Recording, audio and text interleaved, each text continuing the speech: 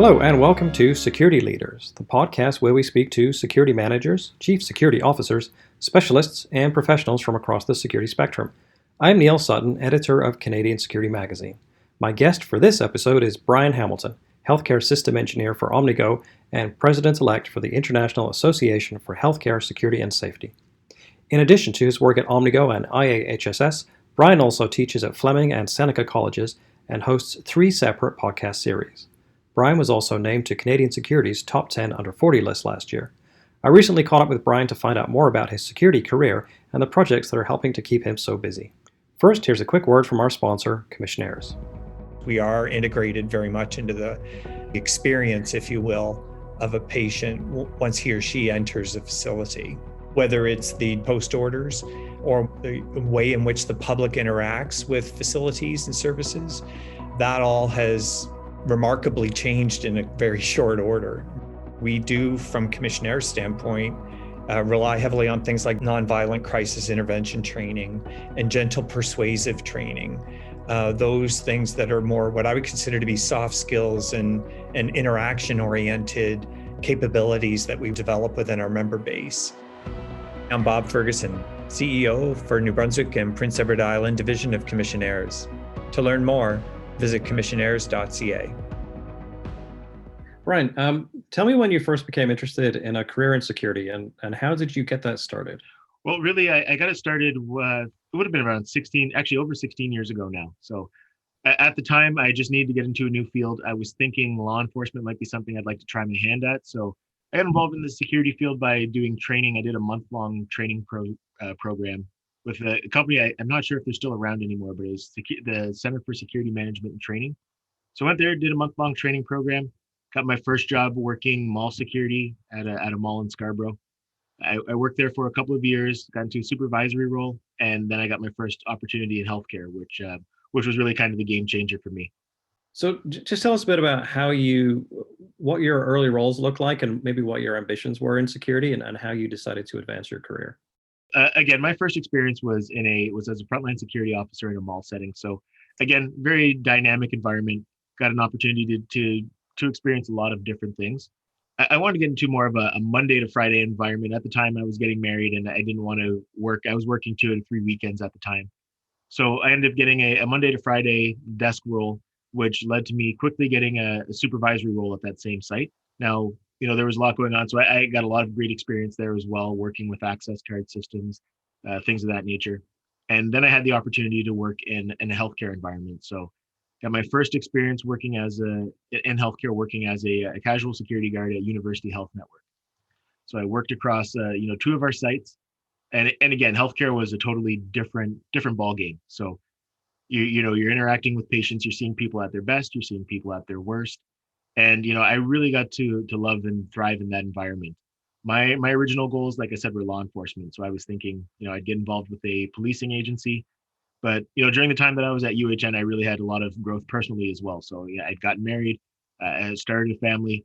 And then I realized after 4 years of working nights that maybe law enforcement wasn't going to work for me because I couldn't be awake at night. It was just becoming really difficult. So I decided, I'm already in the security field. I had tried a couple of other things and I decided I was going to, see where I could go, see what I could do with the competencies that I had. So I took part in a program at University Health Network, which was the Emerging Leaders Program. So it's a program where they select around 50 people every year for this program. It's a 10-month program. It's for people who aren't in leadership roles, but they identify as those high potentials. And that was really a game changer for me as well. I learned a lot doing that program. My director at the time, Todd Milne, was very supportive of that. And as I did that, I got more involved with volunteering. I got involved with IAHSS. And actually, I went to my first Canadian Security Magazine event I volunteered at the Career Expo, worked with yourself and Paul, made a lot of phone calls trying to stir up interest for the event. And at that event, I made a lot of great connections, which led to a lot of great things in the future as well. You've also spent a lot of time teaching in the college environment. Can you tell us a bit more about how you became interested in teaching and what you've learned through those experiences yourself? Yeah, again, the opportunity to teach was something that kind of fell in my lap, I guess, being in the right place at the right time. So I'll go back to that Career Expo that I just referenced. I met Nancy Newton at that Career Expo. Nancy Newton used to be the program coordinator at Fleming College. She's since passed away, but I had met her actually at that event. We followed up later. And then, you guys were kind enough to invite me to be on the advisory committee for the next Career Expo. And me and Nancy, both coming from out of town, we were the first two there. So we were talking in the lobby while we were waiting for everyone else to arrive. And she was talking about a program at Fleming College. She was looking for someone to teach because of a mat leave that had come up.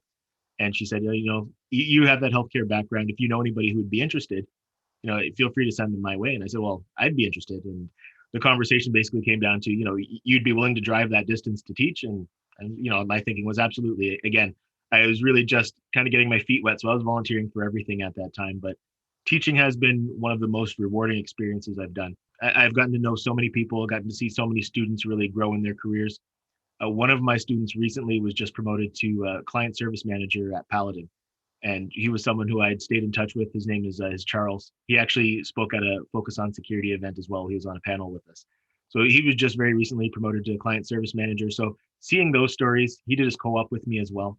But seeing how a lot of my students have just grown and they've stayed in touch over the years, that's been a really rewarding experience. And even though at times it's difficult to make that sacrifice to get out there and teach sometimes, and with all the traveling that's involved, financially it's not really lucrative for me. I do it now because I love doing it, and kind of to honor Nancy's memory as well, because she was very passionate about that program, and had put the trust in me to be able to educate that next group of security leaders. So it's something I've really relished, and again, just led to other opportunities from that one opportunity itself.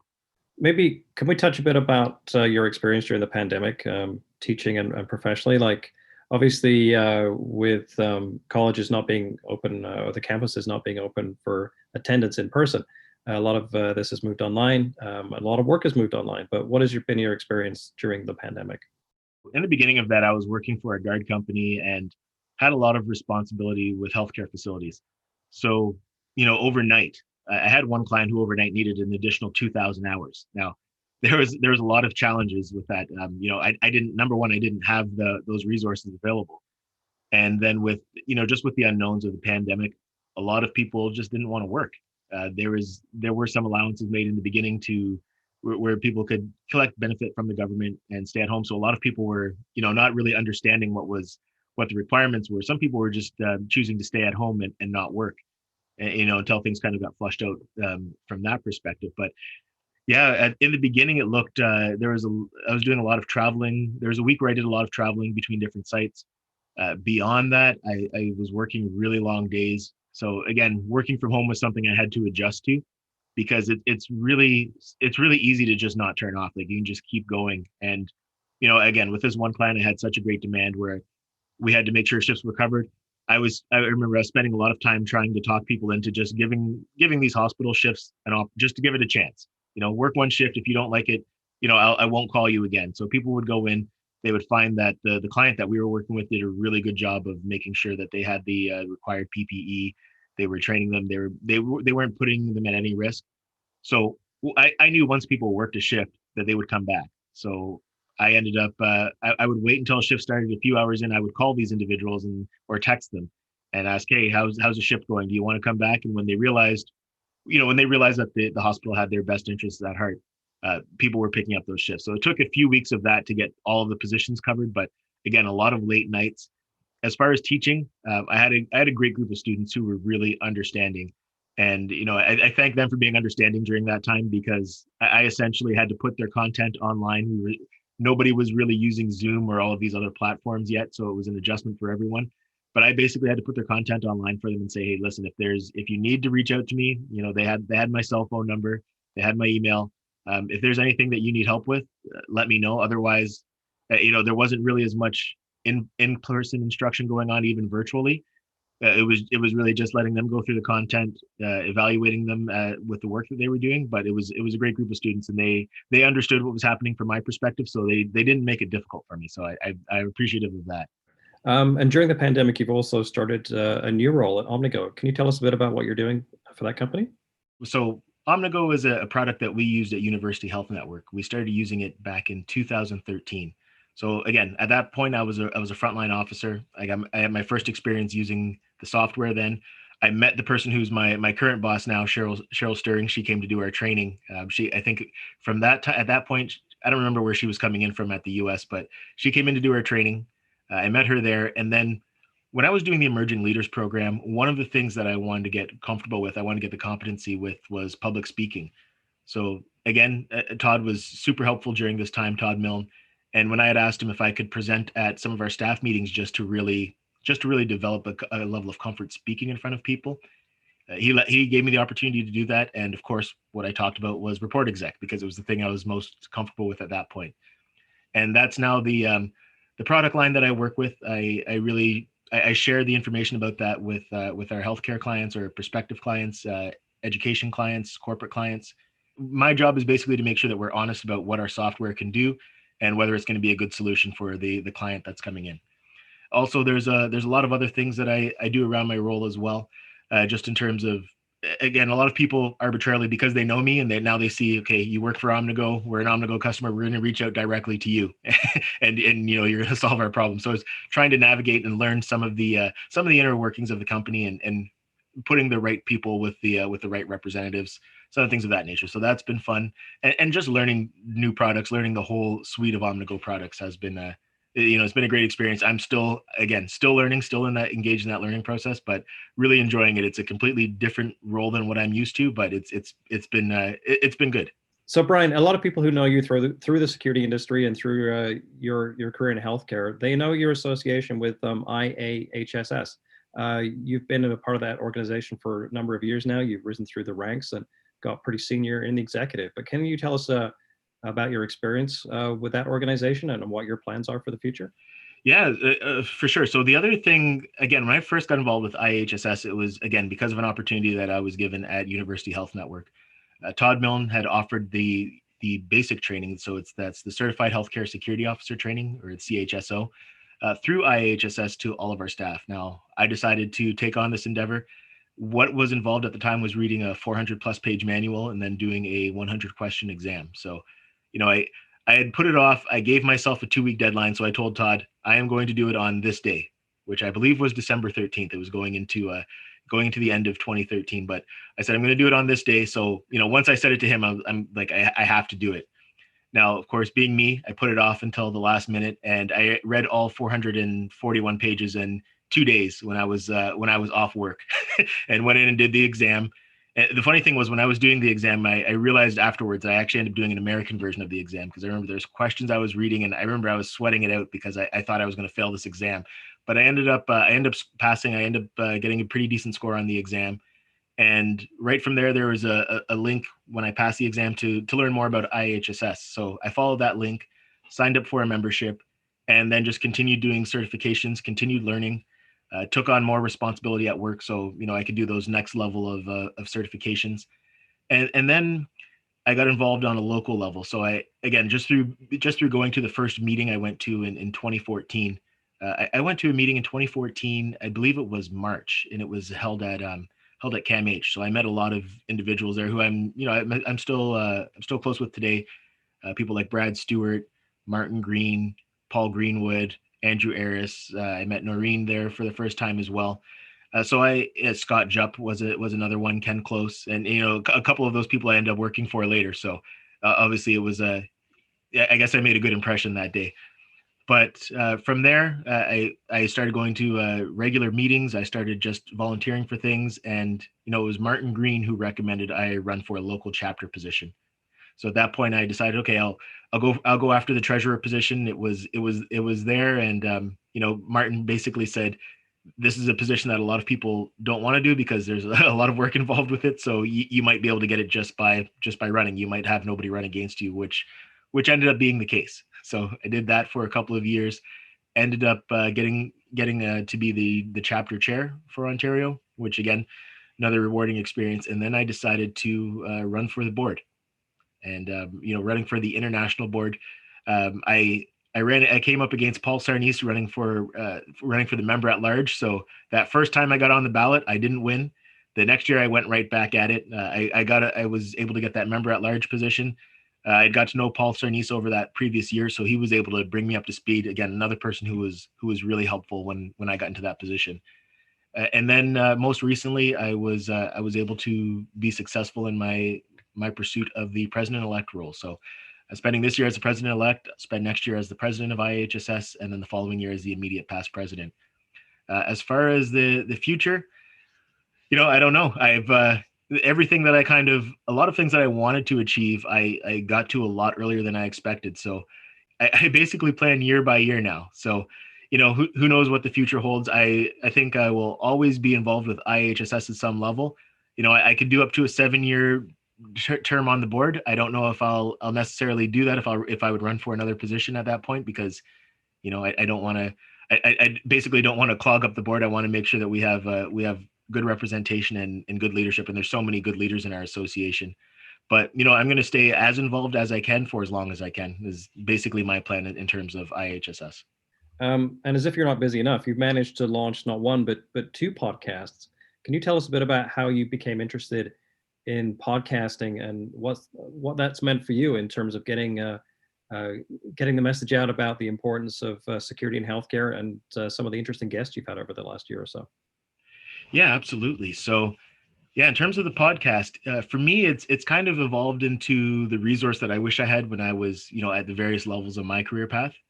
Again, I just wanted to offer some free resources for people who are in the industry, either as directors, managers, frontline officers, really anybody. I want to make sure that it's something that everybody can learn from. So that was kind of my thought on it. And also it gave me an opportunity to interview a lot of interesting people, a lot of knowledgeable people in our industry. So, so I could learn as well. So that was the thinking behind it. I had suggested the idea a couple of years prior and it didn't really gain traction. So I just decided one day I was going to do it myself. Essentially, I'd done a little bit of research. I remember it was a Saturday night. I went on Amazon, ordered all the equipment I needed because on the Wednesday I was flying out to IHSS board meeting. So all of my equipment came by Tuesday, packed it up. And at those board meeting, again, I was there with 7 other healthcare security leaders. So I figured I'm going to interview a few of them here just to get started. I ended up doing my first 3 interviews there. And then, yeah, just kind of kept going from there. Released the first episode on December 26th of 2019. And then have done something basically every week since. So I released at least 1 episode on a weekly basis, interviewing a security leader. And then I've mixed it up by bringing in professional education topics, personal development topics, that sort of thing. So yeah, and as far as interesting guests, there's been so many. I've been able to interview a lot of people who I've really looked up to and enjoyed listening to their teaching at different conferences. So, Brian Warren being one of them. And coming up on episode 100, so I have something special planned for that. But episode 50, I was able to interview Russ Calling, who was one of the founding members of IHSS, the first president. So that was a really cool interview to do. I've interviewed Paul Sarnice a couple of times. There's so many people I still want to get to. I have a list that I made of people I want to interview, and I've gotten through a good chunk of it. But again, and just some of the topics we've covered are around. I've had Nelson Price from Anchorage, Alaska, come on to talk about canines.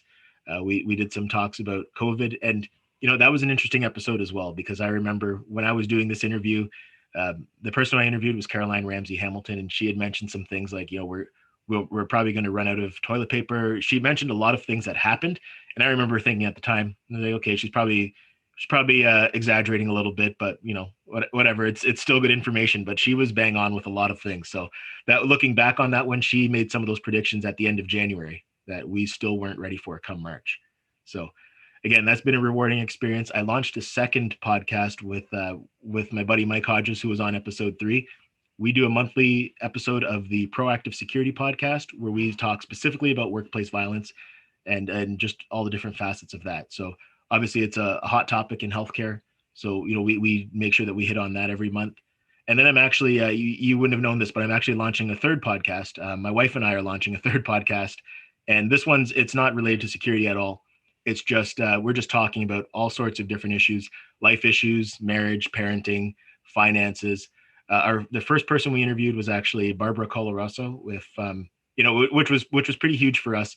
She teaches on parenting. She's been on Oprah. She's been on, CNN, all of these different, big 3-letter media networks. So, the fact that she was willing to do an interview with us was a really cool thing. So that'll be coming in April. But yeah, lots going on. You just have to really make the time work.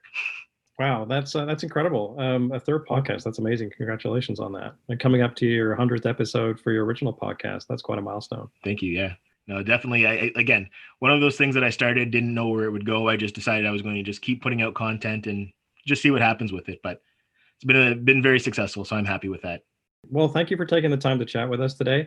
We wish you success in your career and your association leadership on the podcast.